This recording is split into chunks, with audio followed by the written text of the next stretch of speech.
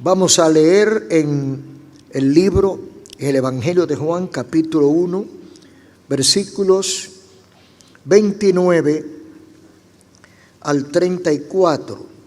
Vamos a leer en el nombre del Señor.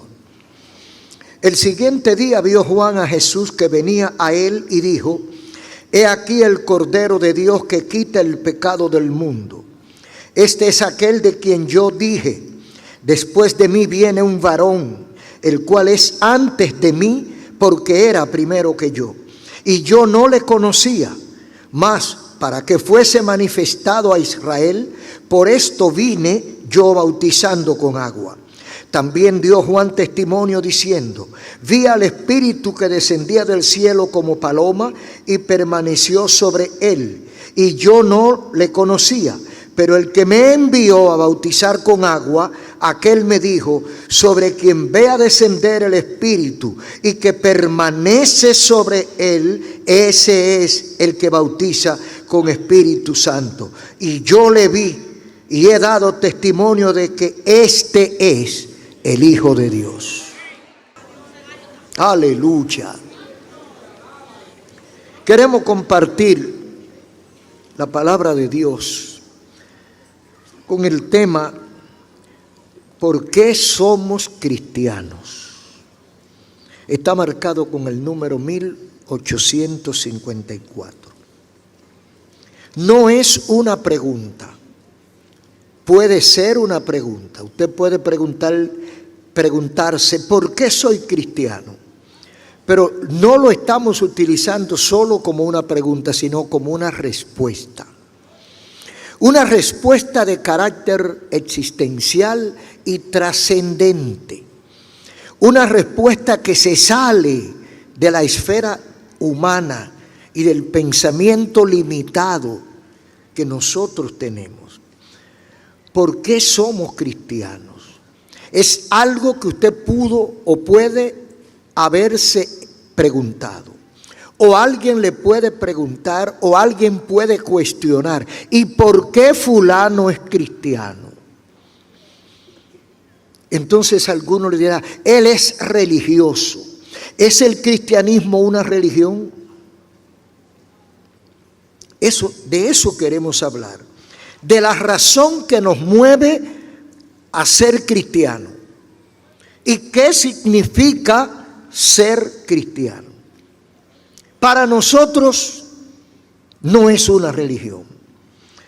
¿Qué es una religión? Bueno, religión es el sistema o las combinaciones que hacemos tratando de organizar nuestra vida a partir de dimensiones profundas de la experiencia humana que relacionan al hombre con el Supremo o con algo infinitamente superior. Y voy a aclarar un poquito este concepto. Religión es el esfuerzo que hacemos porque sabemos que hay alguien superior a nosotros. Sabemos que somos inteligentes, que no nos podemos comparar con los caballos, aunque los caballos tengan más fuerza, nosotros lo manejamos y lo ponemos a trabajar para nosotros. Los elefantes, los camellos, las aves. Entonces nosotros intuimos que somos superior a los animales y a las aves. Pero también esa misma inteligencia emocional me dice a mí que alguien está por encima de mí. Porque lo que yo disfruto y lo que yo soy no lo hice yo. Entonces yo me pregunto: ¿y de dónde viene esto? ¿De dónde sale todo esto?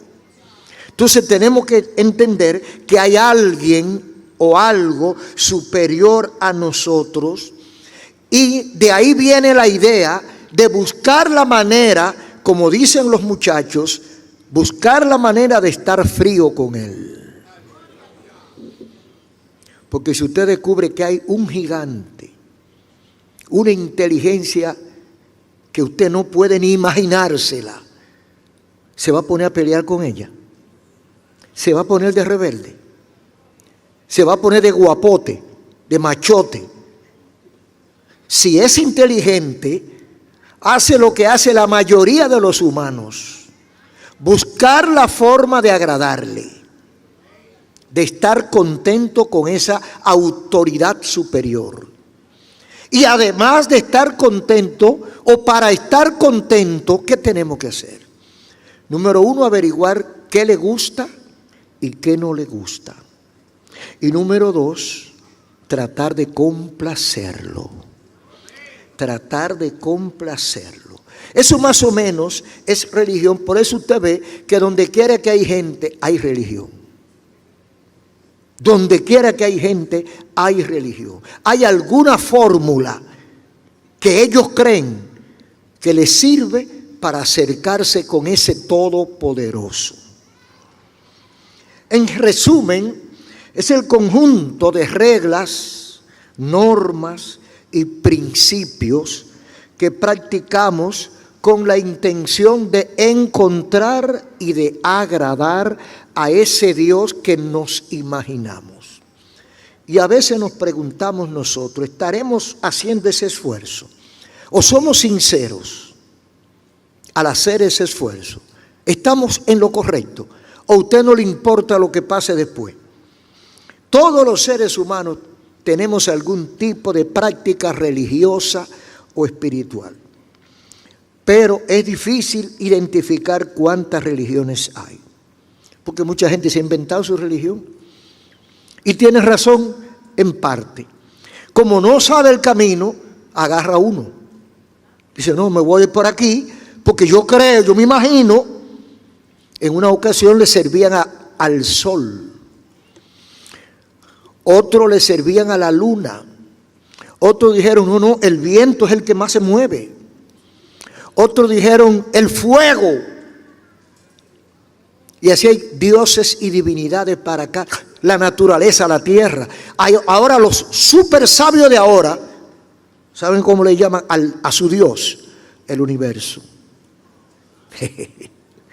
El universo. Eso es nuevo. Ahora es el universo. El caso es que hay cálculos quizás no muy exactos, pero dicen uno que hay alrededor de 4,000 religiones. Dicen otros que no, que son como 17,000.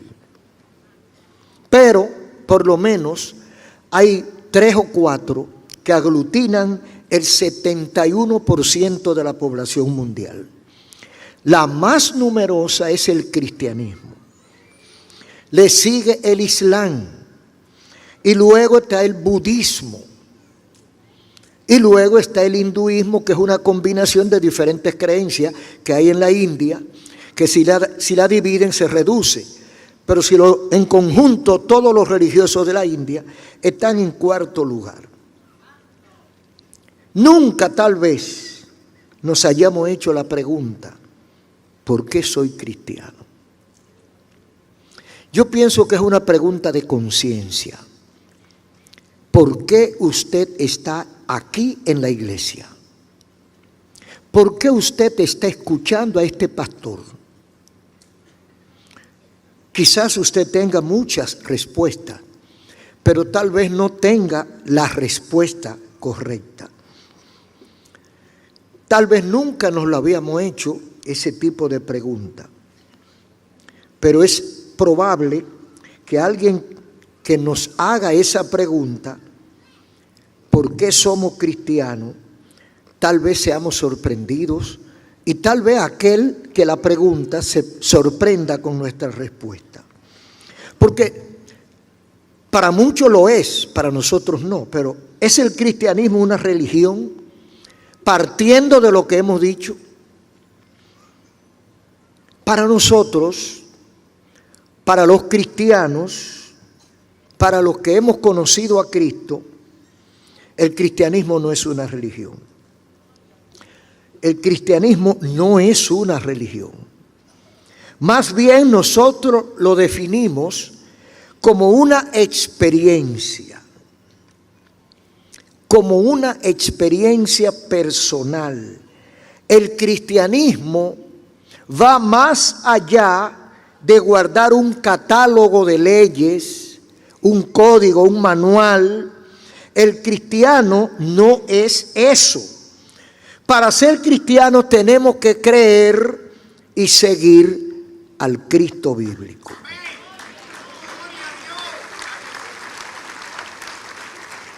Es bueno estar claro en eso. No es que usted cumpla una serie de requisitos que le impone la iglesia. Y no es que eso esté mal. Porque todos los conglomerados, todas las comunidades, todos los circuitos de gente con raciocinio tienen reglas. Los clubes, las sociedades, las iglesias, las logias, tienen sus códigos. Pero esos códigos no son con fines de salvación, sino de manejo de la iglesia, de subsistencia de la iglesia. Entonces, ¿se va a salvar porque guarde esos códigos? No.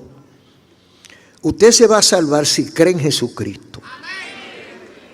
Entonces, el cristianismo va más allá de guardar una serie de requisitos.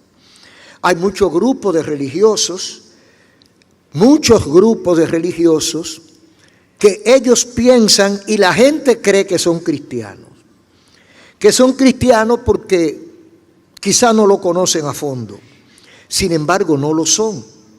Para ser cristianos necesariamente tenemos que creer, oiga bien, creer y seguir a Jesucristo.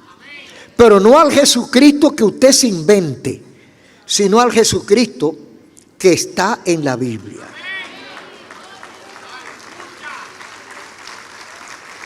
El cristianismo bíblico fue fundado por Jesús.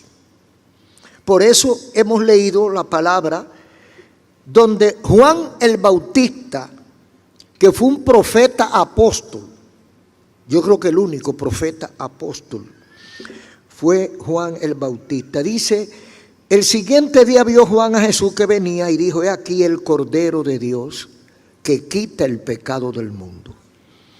Por la historia sabemos que Juan era primo de Jesús, pero no se conocían. Se saludaron estando ambos en el vientre de sus respectivas madres. Después de nacido no se habían vuelto a ver y crecieron y no se conocían. Pero algo le dio testimonio a Juan de que ese es no su primo, sino el Cordero de Dios que quita el pecado del mundo. ¿A quién le dice Juan que ese es el Cordero de Dios? A un grupo de judíos. ¿Qué era un cordero para los judíos? El animalito que utilizaba el sacerdote o el sumo sacerdote para sacrificarlo en busca del perdón de la sociedad, un sacrificio en el tabernáculo o en el templo para que Dios perdone al pueblo. Entonces cuando Juan le dice, miren el Cordero de Dios, no es el cordero del cura, del sacerdote o del pastor, no, de Dios. Ese es el Cordero que Dios tiene preparado para sacrificarlo por ustedes. Aleluya. Entonces sigue diciendo, este es aquel varón de quien yo dije, después de mí viene un varón el cual es antes que mí, porque era primero que yo. Y yo no le conocía, mas para que fuese manifestado Israel, por esto vine yo bautizando con agua. ¿Y qué le dijo el que lo mandó a predicar a él? Él dice que al que lo mandó a bautizar, ¿quién será que lo mandó a bautizar a Juan? ¿Quién será que mandó a Juan a predicar, a anunciar y le dio un mensaje y le dijo que lo pregonara y que bautizara? ¿Quién fue? Entonces él dice que el que lo mandó a eso le dijo algo. Le dijo algo. También Juan dijo de testimonio, dice, el varón el cual es antes de mí, yo no le conocía, para que fuese manifestado a Israel. Por esto vine yo bautizando en agua. También dijo Juan, vi al Espíritu que descendía y permaneció sobre él. Y yo no le quería. Pero el que me envió, versículo 33, a bautizar con agua, aquel me dijo, sobre quien vea descender el Espíritu y que permanece sobre él, ese es. Por eso es que Juan con tanta seguridad dice, ese es el Cordero de Dios que quita el pecado del mundo. Entonces está requete probado que Jesucristo es el enviado de Dios con una misión específica: salvar al hombre, perdonar, pagar el precio de nuestra salvación. ¿Cuál es la identidad? ¿O por qué nuestra identidad? En el capítulo 11, versículo 19 en adelante del libro de los Hechos, la historia de los primeros cristianos, a raíz de la muerte del apóstol Esteban, se desata una persecución y se produce una estampida de los cristianos, o sea, de los seguidores de Cristo, que no eran cristianos todavía, eran discípulos, seguidores de Jesús. Se produce una estampida a causa de los atropellos y de la persecución, que querían matarlos a todos y hacer una purificación de la raza. Y los fariseos, escribas y demás no querían saber de los seguidores del Cristo. Entonces esos seguidores de Cristo se fueron a Fenicia, a Chipre y Antioquía, huyendo para escapar con vida. En esos lugares, judíos y griegos, que era la mayoría de la población, al oír lo que decían esa gente que venían huyendo de Judea, se interesaron por el mensaje, por la buena nueva que traían, y muchos de ellos fueron alcanzados, tocados por el Señor, y fueron salvos. Cuando los discípulos principales en Jerusalén oyeron lo que estaba pasando en Antioquía, mandaron allá a Pablo y a Bernabé para que los ayudara en la enseñanza. Pablo y Bernabé pasaron un año aproximadamente compartiendo con los nuevos discípulos.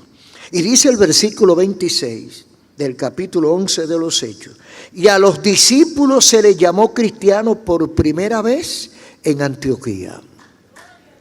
Un aplauso al Señor. A partir de ahí somos cristianos. Antes de eso no éramos cristianos, éramos discípulos de Cristo. Pero a partir de ahí se le pone el nombre de cristiano. ¿A quiénes? ¿A quiénes se le puso el nombre de cristiano? A los que mataron a Jesús, a los enemigos de Jesús, a los que no le importaba ni querían saber de Jesús, a los seguidores de Jesús. La gente que se reunía en Antioquía era gente diferente a los demás. Era gente de amor. Era gente que confraternizaba. Era gente que sabía perdonar. Era gente que adoraba a Dios, como Cristo le dijo a la samaritana en el capítulo 4, versículo 24 de Juan. Dios es espíritu, y los que adoran en espíritu y verdad es necesario que adoren. Esa gente no tiene imágenes. Esa gente no adora estatuas. Esa gente no adora a esas divinidades griegas. Esa gente no adora a Artemisa ni a Isis. Esa gente adora a un Dios que es espíritu y es poderoso. Entonces comenzaron a haber ciertos detalles que lo diferenciaban de los demás, porque había muchísimas religiones en ese tiempo por ahí, pero ellos eran diferentes. Entonces la gente decía, ¿qué es lo que son? ¿A quién? A Apolo, siguen a Apolos, a Zeus. ¿A quién es que siguen esta gente? Porque son religiosos. Ellos cantan, ellos adoran, Ellos oran, se reúnen, se aman. ¿Y a quién es que le sirve? Entonces uno que era, parece más conocedor de la sociología y del ambiente de esa área, dijo, no, ya yo sé qué es lo que son. Son cristianos. Aleluya. Son cristianos. Pero seguro que alguien le preguntó, ¿y por qué tú dices que son cristianos? ¿Quién te dijo a ti que son cristianos? ¿Tú le preguntaste si eran cristianos? No, yo no le he preguntado, pero estoy convencido que son cristianos. ¿Por qué tú dices que son cristianos? Simplemente porque se parecen a Cristo. Aleluya. Gloria a Dios. Y de ahí viene la nominación nuestra de que somos cristianos. Un caso asociado a este pasó con Pablo el apóstol frente al rey Agripa, rey de Judea. Un caso muy especial en Hechos capítulo 26, 28. Llevan a Pablo porque los judíos lo habían acusado y querían condenarlo y le levantan una cantidad de acusaciones. Y Pablo apela, porque era ciudadano romano, apela a un tribunal del más alto nivel y ahí se va a enfrentar al rey Agripas. Y Agripa le da una oportunidad. Le dice, Pablo, Agripa se dio cuenta que Pablo no era cualquier cosa.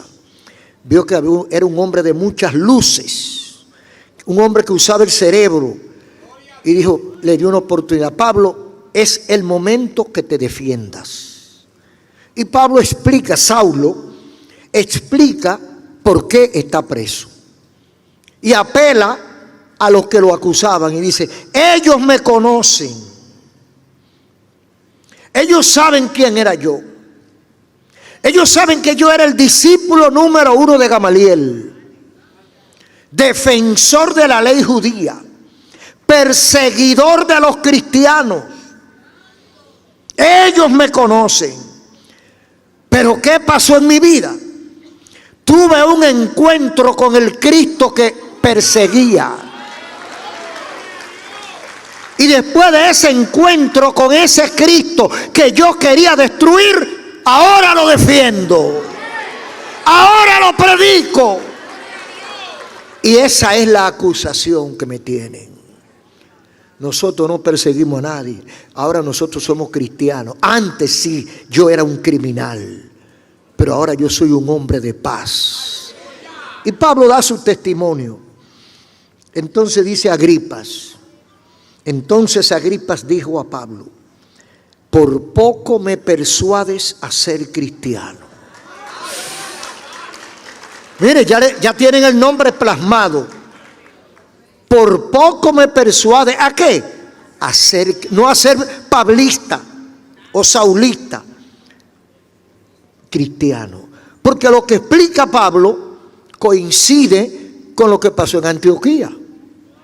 Entonces ya se certifica, se confirma que son cristianos. Entonces ya Agripa comienza a llamarle cristiano. Por poco me hace meter a cristiano, porque tus palabras son poderosas, tu testimonio es muy fuerte. Entonces Pablo le contestó, ojalá que no fuera que por poco, sino que por mucho. Aleluya. Bendito el Señor. Y desde el punto de vista del apóstol Pedro, en el capítulo 4, 15 y 16, dice Pedro, así que ninguno de ustedes padezca como homicida, ladrón, malhechor o por entremeterse en lo ajeno. Pero si alguno padece como cristiano, glorifique a Dios. Si me persiguen por ser cristiano, gloria a Dios.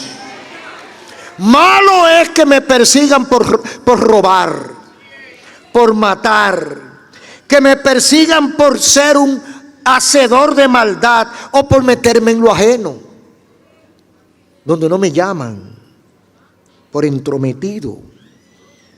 Malo es que me lleven preso y me acusen porque yo haya cometido una inconducta. Pero porque me acusen de cristiano, por la gloria de Dios. Ese es el consejo del apóstol Pedro, porque parece que los hermanitos estaban un poco afligidos, porque había persecución tenaz, y estaban un poco afligidos. Y algunos se sentían mal, porque si yo lo que hago es bien, ¿por qué me persigue? Es una preocupación lógica. ¿Por qué no persiguen a los malhechores, a los delincuentes, a los ladrones? ¿Por qué no persiguen a los que están violando niños? Entonces persiguen a la gente que no le hace daño a nadie. Ese es el mundo que vivimos. Esa es la sociedad satánica en el cual nosotros nos desenvolvemos. Y no lo digo por injuriar a Satanás, sino que la Biblia dice que el Dios de este mundo ha cegado el entendimiento. Ha cegado, usted sabe lo que es cegar, ¿verdad? Le tapó los ojos del entendimiento para que no les resplandezca la luz del evangelio. Entonces la gente, en vez de perseguir al malo, persigue al bueno, al que no se mete con nadie. Contra ese va mucha cosa, le molesta.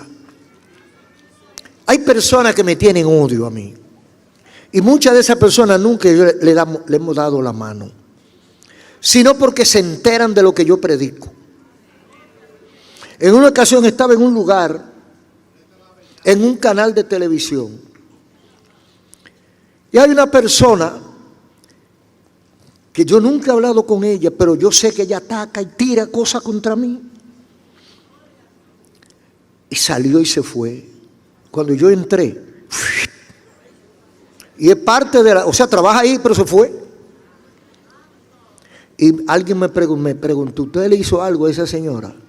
Ah, ya dije que era señora. ¿Usted le hizo algo a esa señora? Digo, no. Lo que pasa es que parece que en ella hay algo y en mí hay algo que no se pueden juntar. Aleluya. Entonces Pedro da ese consejito. Es bueno que ustedes sepan que mientras sea por causa del evangelio, bienaventurados son ustedes. Bienaventurados porque no hay causa contra ustedes, pero también por lo que viene después, por lo que Dios tiene preparado para nosotros. Entonces, hay un sufijo que en español se usa para determinar procedencia, seguimiento, admiración, devoción. El sufijo ismo. El sufijo ismo. Entonces, indica seguidor o discípulo. Por ejemplo, los que siguen a Marx son marxistas porque apoyan el marxismo. Los del Islam siguen el islamismo, que es el culto de Mahoma, a Alá, etc. Los budistas o los de Buda, el budismo, porque son los seguidores de Buda. Entonces, los cristianos pertenecemos al cristianismo. Somos cristianos, pertenecemos al cristianismo de nuestro Señor Jesucristo. Ahora, ¿por qué creemos que Jesucristo es Dios? Dice Juan 1:1, en el principio era el verbo y el verbo era con Dios y el verbo era Dios. Este era en el principio con Dios y todas las cosas por Él fueron hechas y sin Él nada de lo que ha sido hecho fue hecho. En el principio era el verbo era Dios. El verbo es la palabra, el verbo es la ejecución, el verbo es la realidad. Entonces, en el principio era el verbo. Y dice más, en Él estaba la vida y la vida era la luz de los hombres.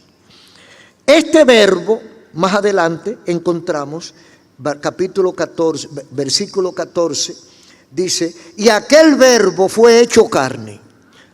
En el principio era el verbo y el verbo era con Dios. Y ese verbo ya no es solo la palabra, dice el versículo 14 del mismo capítulo 1 de Juan. Aquel verbo fue hecho carne y habitó entre nosotros. ¿De quién será que está hablando? De Jesús. El verbo se hizo carne, se hizo visible y habitó entre nosotros. Y dice Juan, y vimos su gloria. Gloria como del unigénito del Padre, lleno de gracia y de verdad. Y Juan dio testimonio de él y clamó diciendo, este es de quien yo decía, el que viene después de mí es antes de mí, porque es primero que yo. Aleluya. ¡Oh, gloria a Dios! Ese es el Cristo que nosotros creemos. Ese es el testimonio de Juan el Bautista y de Juan el Apóstol. Ese es el testimonio de todo el que participó de alguna de las actividades que Cristo desarrolló en vida. Las cosas que se adjudican a Cristo y de las cuales hay testimonios arqueológicos e históricos que nos impiden dudar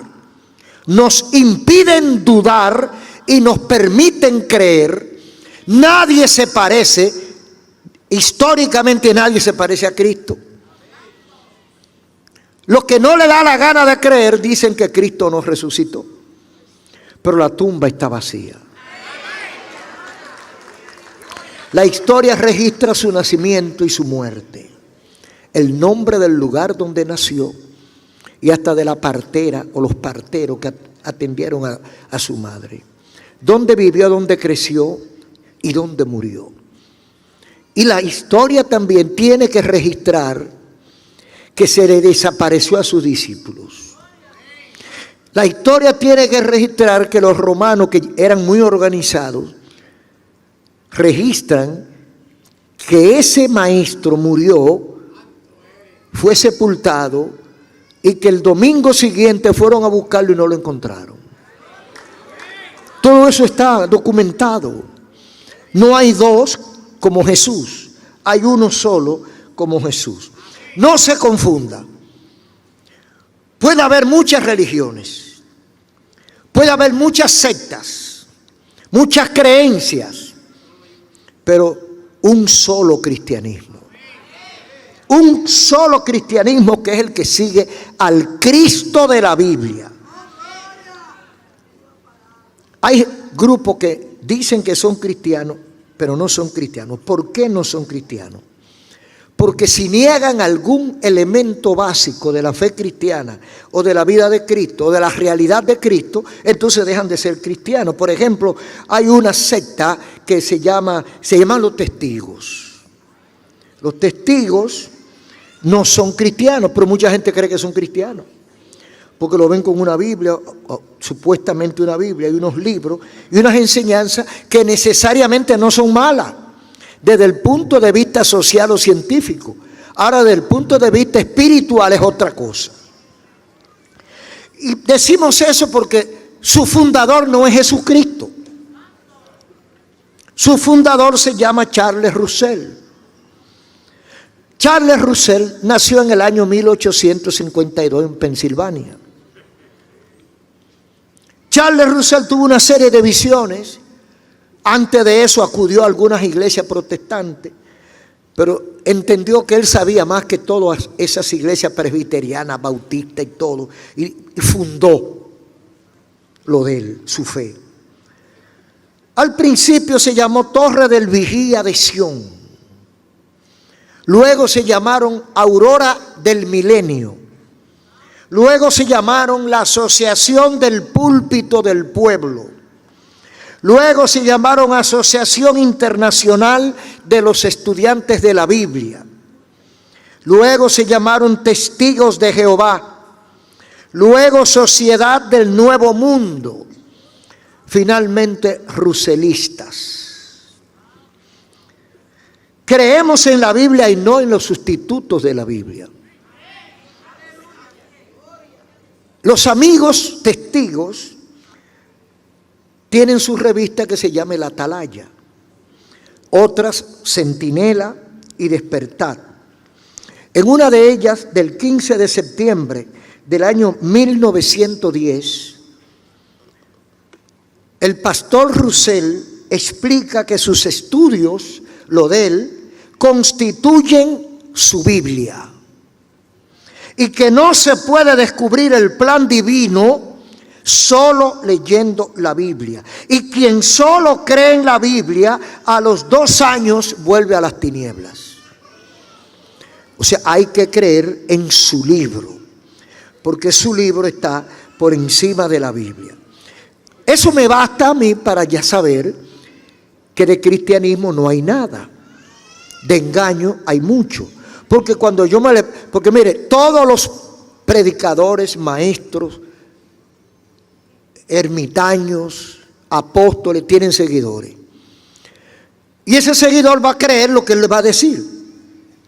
Entonces la gente de Roussel creyeron que él era Dios y que la palabra de él estaba por encima de la Biblia para fines de salvación. Entonces, los cristianos creemos en el Dios de la Biblia.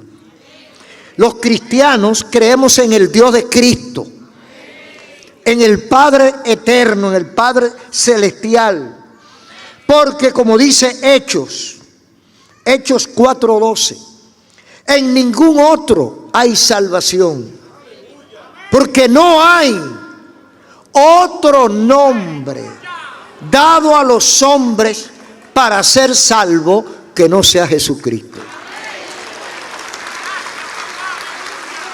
Eso lo dijeron antes de Roussel, antes de Mita y antes de todos esos falsos profetas que se han levantado. Antes de eso, el apóstol Pedro, que anduvo con Jesús antes de morir y después de morir, dice: en ningún otro hay salvación. No te vista que no va. Si estás por otro camino, lamentablemente estás equivocado. Hay un camino, se llama Jesucristo. Dice Hebreos 5, 8 y 9. Y aunque era hijo, por lo que padeció, aprendió la obediencia. Y habiendo sido perfeccionado, vino a ser autor de eterna salvación para todos los que le obedecen. Cristo es el autor no solo de la salvación, sino de la eterna salvación. Porque usted puede salvarse hoy y perderse mañana. Usted puede escaparse hoy y mañana fracasar. No es solo que te salvaste, no, es eterno. El único que te puede proveer de una salvación eterna es Jesucristo. Ahora, ¿a quién le ofrece Cristo salvación eterna? Hebreos 5:8. ¿Quiénes son los que están bajo esa cobertura de una salvación eterna? Dice aquí: todos los que le obedecen. Qué simple y qué difícil. Qué simple y qué difícil. Porque obedecer no cuesta nada, pero cuesta mucho. Porque obedecer significa dejar cosas que a la carne le gustan. Obedecer significa renunciar a cosas, a vida, a tipo de vida que para nada aprovecha, pero que a la carne le satisface. Obedecer significa amar a mi enemigo. Obedecer significa perdonar al que me ofende. Obedecer significa no hablar mentira. Obedecer significa no engañar a nadie. Obedecer significa sujetarme a todo lo que yo entiendo que es la voluntad de Dios expresada en su palabra. Es muy fácil. La salvación es eterna, sí. ¿Para quiénes? Para los que obedecen.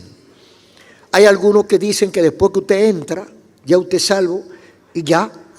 No importa lo que pase, no importa lo que usted haga. Los respetamos, ¿verdad? Pero aquí dice claro que es para los que obedecen. Yo estoy obedeciendo, yo estoy haciendo la voluntad de Dios 10, 15, 20 años. Pero después de esos 20 años me da la gana de no hacerla. Y digo, yo soy un hombre libre.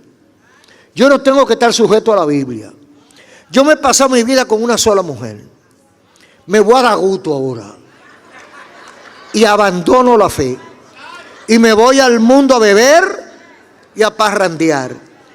Entonces soy salvo. Habla de que el que persevere hasta el final. No el que esté hasta el final en la iglesia. El que persevere en la fe hasta el final. Ese será salvo. Y dice Mateo 24:11, Cristo mismo hablando con los discípulos. Muchos falsos profetas se levantarán y engañarán a muchos. Y por haberse multiplicado la maldad, el amor de muchos se enfriará. Mas el que persevere hasta el fin, este será salvo. Muchos falsos profetas engañarán a muchos. ¿A quiénes se dirigen los falsos profetas? ¿A quiénes tratan de engañar? ¿A los que están en el mundo? ¿A los que le están sirviendo a Dios? El diablo no persigue a lo que él tiene. ¿Y para qué? Los tiene seguro.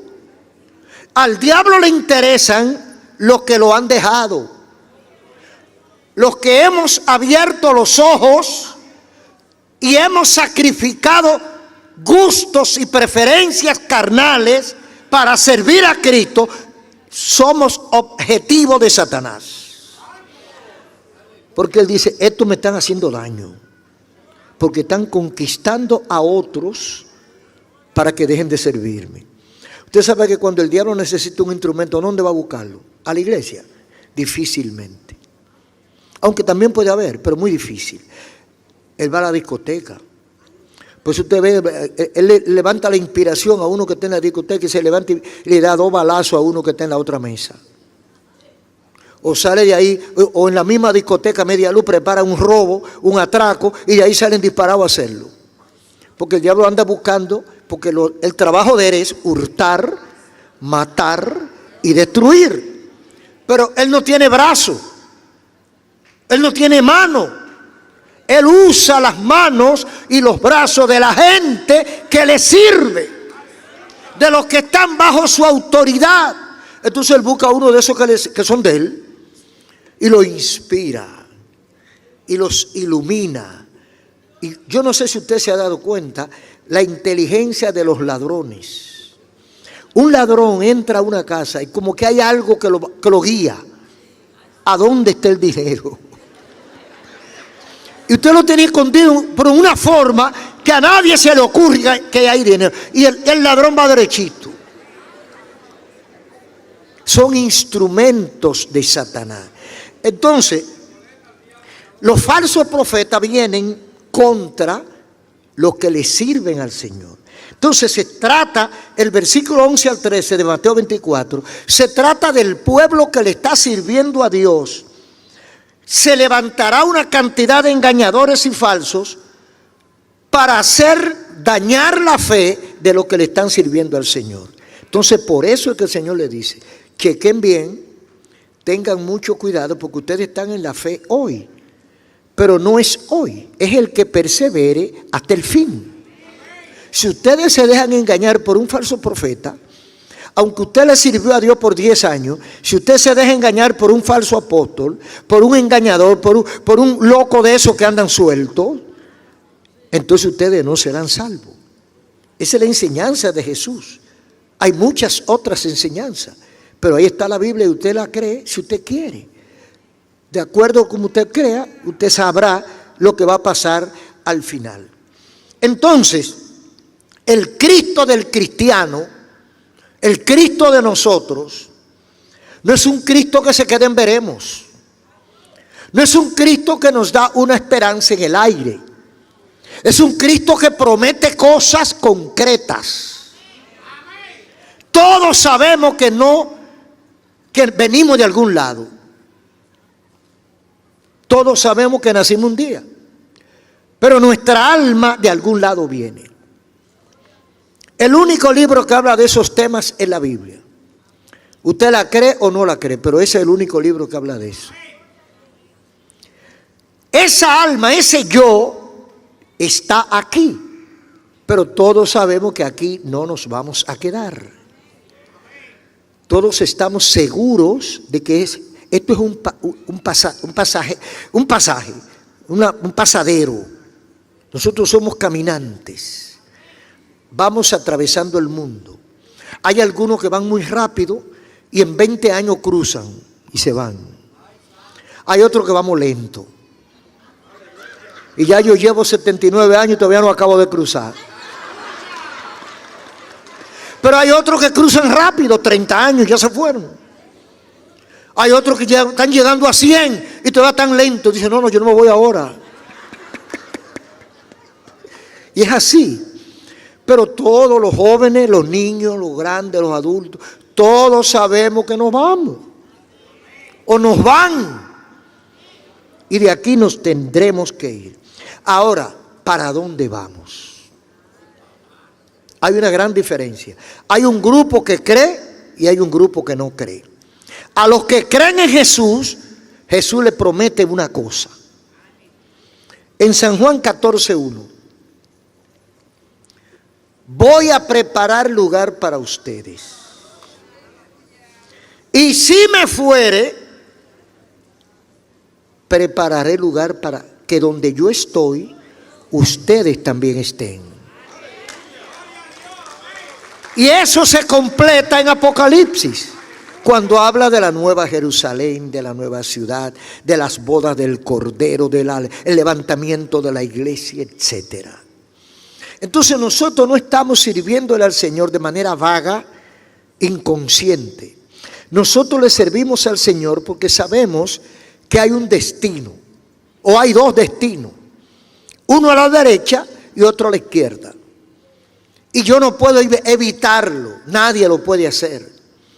Aunque lo congelen por 50,000 años, no podré evitar el destino final. La Biblia registra dos destinos. Paz eterna o tormento eterno. Paz eterna o tormento eterno son los dos destinos que tiene la Biblia. La Biblia habla de que el justo, el piadoso, es quitado de esta tierra de delante de la aflicción. Isaías 57. Y dice el versículo 2 que cuando quitan al justo de la aflicción, entrará en la paz, descansarán en sus lechos todos los que andan delante de Dios. Y Cristo completa la idea cuando dice, voy a preparar lugar para ustedes. O sea, yo tengo la total seguridad de que el día que el Señor me llame, me tiene un sitio. Y es muchas veces superior a este. Las cosas que Dios tiene preparadas para los que le sirven y le aman son incomparables con todo lo que usted pueda conocer, dice 8:18 de Romanos. Entonces, tenemos una esperanza para el más allá. Creemos y predicamos que tal como lo prometió Jesucristo, que es la persona o sea, cuando Cristo se iba, cuando su trabajo aquí en la tierra iba a terminar, que fue por 3 años completos, Cristo le preparó a los discípulos y le dicen, no, yo me voy, pero enviaré al Consolador. ¿Quién es el Consolador? La tercera persona de la Trinidad. El Padre envía al Hijo al trabajo de salvación. Cuando el Hijo se va, deja al Espíritu Santo para que se constituya en protector y guía de la iglesia hasta el día en que Cristo la levante. Entonces Cristo dice: yo me voy, pero no los dejo huérfanos. Vendrá el Consolador, el cual está con ustedes y será en ustedes hasta el fin. Entonces, eso está en Juan 16, 7 y 8. El que dirige la iglesia actualmente, el que dirige a los predicadores, a los pastores y a todos los creyentes que están en las manos del Señor, es el Espíritu Santo. Por eso es que oramos y nos ponemos en las manos del Señor. Entonces, ¿por qué soy cristiano? Porque hay un Cristo victorioso en el cual yo he creído. ¿Por qué somos cristianos? Porque aspiramos, tenemos la esperanza de vida eterna en Cristo Jesús, que nadie más nos la ofrece. ¿Por qué somos cristianos? Porque Cristo fue el que murió por nuestras culpas, para que hoy, creyendo en Él, yo pueda garantizar que he sido perdonado. ¿Por qué soy cristiano? Porque es el único que me promete vida eterna. Nadie más puede prometer eso. Le preguntaron una vez a los discípulos: ¿quién dicen los hombres que soy yo? ¿Por qué ustedes me siguen? ¿Por qué ustedes están aquí siguiendo al hijo de José y María? Y Pedro se adelanta y contesta: porque tú tienes palabras de vida eterna. Aleluya. Solo tú tienes palabras de vida eterna. Amigos y hermanos, deténgase en esa parte, porque los oyentes de Jesús en el tiempo de su ministerio, acostumbrados a oír a los fariseos, a los escribas, a los sacerdotes y a todos los religiosos de su tiempo, decían que les gustaba escuchar a Jesús. Y cuando alguien le preguntó: ¿y por qué? Alguien contestó: porque Él habla con autoridad. O sea, habla con seguridad. En otras palabras, su palabra es creíble. Su palabra tiene vida. Y vida en abundancia. Yo creo en Jesús porque ha pasado todas las pruebas. Nadie ofrece más que Jesús. Y nada en la tierra es más confiable que creer en Jesús. Filósofos y científicos concluyen en su mayoría que no hay otra verdad. Solo hay una verdad y se llama Jesús. ¿Por qué somos cristianos? Cuando usted analiza todas las creencias que hay por ahí, cuál es la base, cuál es el fundamento y cuál es la garantía, usted dice: aunque no vi el día que Él murió, aunque no vi el día que Él resucitó, aunque yo no estaba ahí cuando Él nació, aunque yo no estaba ahí cuando Él subió a los cielos, yo creo en Jesús. Yo creo en Jesús. La Biblia dice, y nadie ha podido contradecirlo, que más de 500 personas lo vieron subir. Dice Pablo, se le apareció a más de 500 hermanos. Lo vieron los discípulos después de resucitar. Y eso tiene fecha, nombre y lugar. Y los discípulos y las Marías fueron testigos de que en un momento dado, estando con ellos, una nube baja del cielo y Él comienza a subir y 2 ángeles se aparecen y le dicen a los discípulos: varones galileos, ¿qué están mirando hacia el cielo? Ese mismo Jesús que ha sido arrebatado de entre vosotros al cielo, así mismo vendrá, así mismo vendrá a su nombre. Aleluya. Gracias al Señor por esa palabra, por esa confianza y esa fe que levanta a los muertos. ¿Por qué somos cristianos y no somos de otra cosa? Termino con esto. Conocí un profesor cuando estaba en la secundaria.